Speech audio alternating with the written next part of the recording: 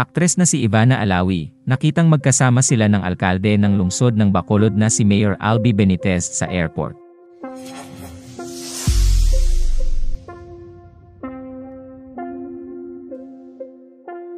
Matatanda ang ibinalita ng Pep.ph na may nakakita raw kina Mayor Albi at ng sikat na aktres sa airport na magkasama umanong umalis patungong Japan.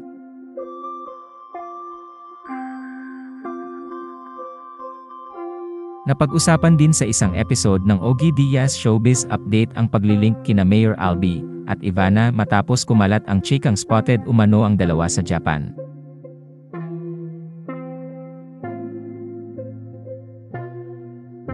Pero ayon sa ulat ng Abante Tonight, sinabi ng source nila na hindi raw iyon totoo dahil ibang aktres daw ang kasama ni Mayor Albi sa isang trip at hindi rin sa Japan. Dagdag pa ng source nila, wala raw connect si Mayor Albi kay Ivana at baka napagkamalan lang daw ng mga nakakita si Ivana.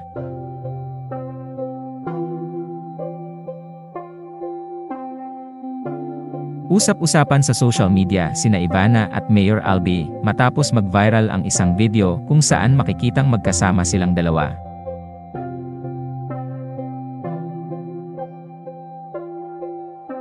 Sa video na inupload ng YouTube user na si @ercaventure, na may title na Ivana Alawi Spotted in Japan, makikitang nakapila sina Mayor Albi at Ivana sa airport.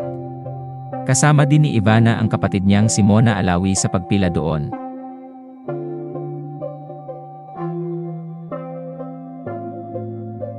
Bagamat na-upload ang nasabing video noong January 11 sa YouTube, nag-viral ang video na yon matapos i-post ng Reddit user na si CloudParis0421 sa Cheka.ph na subreddit ang link nito. Makikita rin sa video na yon na pumila rin sina Joey De Leon at ang asawa niyang si Eileen Macapagal.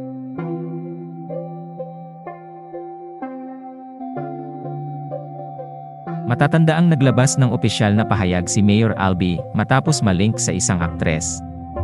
Ayon sa kanya, in-acknowledge niya ang kanyang professional engagements sa iba't ibang celebrities at itinuring niya itong bahagi ng kanyang negosyo.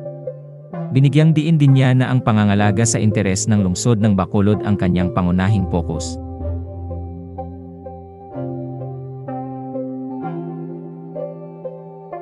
Nag-iwan din si Ivana ng cryptic remark sa Instagram stories sa pamamagitan ng pag-post ng litrato na may quote na "a clear conscience loss" at "a false accusation". Salamat sa panonood.